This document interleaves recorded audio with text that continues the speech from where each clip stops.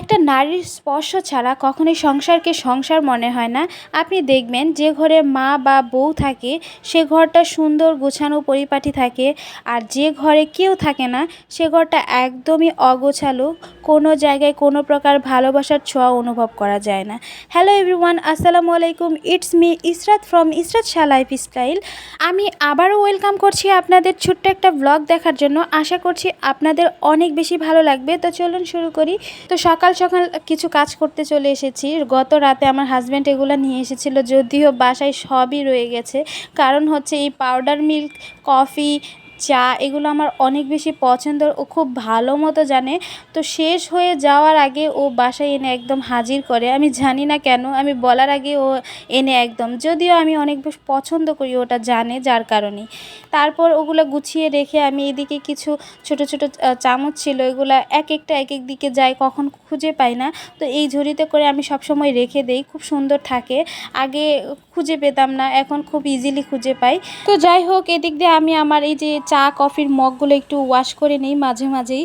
কারণ হচ্ছে যদিও আমি ধুয়ে ধুয়ে রাখি, তারপরেও মনে হলো যে কিছুটা যে ময়লা পড়ে গেছে, আজকে ওয়াশ করে রাখি। তো এগুলো আমার অনেক বেশি পছন্দের। আপনারা অনেকেই জানেন, আমি গত ব্লগগুলোতে শেয়ার করেছি আমি এক এক দিন এক এক মগে বা কাপে কফি বা চা না খেলে আমার একদমই ভালো লাগে না, কেন জানি ভালো লাগে না।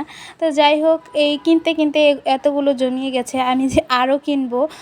তারপরে সকালের নাস্তায় চলে গিয়েছি। তো কি খাবো ভাবছিলাম, সকালবেলা আমার যদিও কিচ্ছু খেতে ভালো লাগে না, তো অনেকটা দেরি করে চলে এসেছি নাস্তাটা বানাতে। বাসায় যেহেতু ব্রেড আছে, পাশাপাশি আমার হাজব্যান্ড গত রাতে ব্রেডও নিয়ে এসেছিলো। তো ভাবলাম যে ব্রেড খাই, কেক খেতে চেয়েছিলাম, সকাল সকাল কেকটা খাইলাম না, তো ভাবলাম যে ব্রেড খাই। তো ব্রেডটা হালকা একটু ভেজে নিলে আমার কাছে চা দিয়ে খেতে বা কফি দিয়ে খেতে ভালো লাগে। তো এই জন্য আমি এই যে ব্রেডটা একটু হালকা ভেজে নিচ্ছি। আর এদিক দিয়ে আমি ভাবছিলাম যে আজকে কফি খাবো। কফিটা আমি প্রতিদিন কন্টিনিউ করি না, খুব কম সময় খাই, কারণ কফি খেলে কেন জানি মাঝে মাঝে খুব দুর্বল লাগে। যার কারণে এই তো আমি সকাল সকাল কফি বানিয়ে নিচ্ছি। এটা খুব বেশি সকাল না, 10টা 11টার দিকে হয়তো হবে এরকম। তো এই তো কফি বানিয়ে নিচ্ছি। আমি খুব সিম্পল ওয়েতেই কফিটা বানাচ্ছি আজকে কোনো রকম কোনো ঝামেলা করব না। এইভাবেই কফিটা বানিয়ে খেতে কিন্তু খারাপ লাগে না। তো এই দিক দিয়ে আমি ব্রেডটাও একটু হালকা একটু ছেঁকে নিয়েছি, এইভাবে খেতে আমার খুব ভালো লাগে। আর এক গ্লাস পানি। তো সব কিছু খাওয়া দাওয়ার পরে আমার আপুর বাসা থেকে কিছু গাছ আনা হয়েছিল, আপু দিয়েছিল। আর আমার বাসার গাছগুলো কেমন জানি টবগুলো ভালো ছিল না, তো ভাবলাম যে গাছগুলো একটু টবটা একটু চেঞ্জ করি, তাহলে গাছগুলো হয়তো ভালো হবে।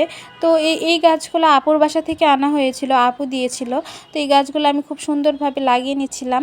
আর এখানে ছোট ছোট বাটিতে করে নিয়েছি। এই বাটিগুলো আমি যদিও কিছুক্ষণ আগে কিনে নিয়ে এসেছি, তো মনে হলো এগুলো ছোট ছোট গাছ ছোট বাটিতেই মানাবে, থাকবে, আর এগুলো খুব বেশি বেশি মাটিতে লাগবে না। আর এই পেন্সিল ক্যাকটাসটা অনেক বেশি বড় হয়, যার কারণে আমি বড় বালতিতে লাগিয়ে নিয়েছি।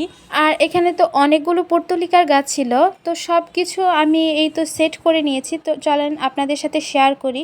তো এটা তো রেন লিলি এখানে বেশ কয়েকটা কালারের আছে, pink colour, yellow colour, white colour, সবগুলো কালারের আছে। আমার রেন লিলিটা অনেক বেশি ভালো লাগে। তো পাশাপাশি আমার আরেকটা পছন্দের গাছ আছে, সেটা হচ্ছে বেলি। তো বেলিটা আমি লাগাইনি, খুব শীঘ্রই আমি বেলি গাছটা লাগাবো। আর এদিক দিয়ে নয়নতারা, তারপরে এগুলা বেশ কিছু গাছ আছে। এই পেন্সিল ক্যাকটাসটা আমি রুমের জন্য আসলে বড় করছি, এখানে আপাতত রেখে দিলাম। তারপর এখানে একটা গাছ দেখতে পাচ্ছেন নিচে, তো এই গাছটা আমি রুমে রাখবো। তো আমার আপু একটা আমাকে এইরকম একটা টব গিফট করেছিল, তো ভাবলাম যে এই টবে এই গাছটা খুব সুন্দর লাগবে বাসায় রেখে দেওয়ার জন্য। যদিও ড্রয়িং রুমে রাখার জন্য আমি এটা বানিয়েছিলাম, পরবর্তীতে আমি এটা আমার রান্নাঘরে রেখে দিয়েছি, দেখতে খুব সুন্দর লাগে ভিডিও, যার কারণে রেখেছি। তারপর এগুলো করে সব ঝামেলা মিটিয়ে আমি তো এই তো রাতে রান্না করতে এসেছি। আজকে যেহেতু একটু বাইরে বৃষ্টি, ঠান্ডা ঠান্ডা, তাই খিচুড়ি রান্না করব। আর পাশাপাশি বেগুন ভাজা আর ডিম ভাজা, আর তেমন কিছু করব না। তবে শর্টকাটে যদি কোনো রেসিপি করতে চান আপনারা, এটা কিন্তু একদমই শর্টকাটে করা যায়। আজকে যেহেতু আমি একটু শর্টকাট মানে একটু ফাঁকিবাজি রান্না করব, যার কারণে এটা করে নিয়েছি। আর এই তো আমি ডিম ভাজিটাও করে নিয়েছি, আর এই দিক দিয়ে এই তো বেগুন ভাজাটা করে নিয়েছি। আজকের এই ছোট্ট ব্লগটি আপনাদের কাছে কেমন লাগলো অবশ্যই কমেন্ট করে জানাবেন। আর যদি ভালো লাগে অবশ্যই শেয়ার করে দিবেন। সবাই অনেক বেশি ভালো থাকবেন, সুস্থ থাকবেন। আল্লাহ হাফেজ।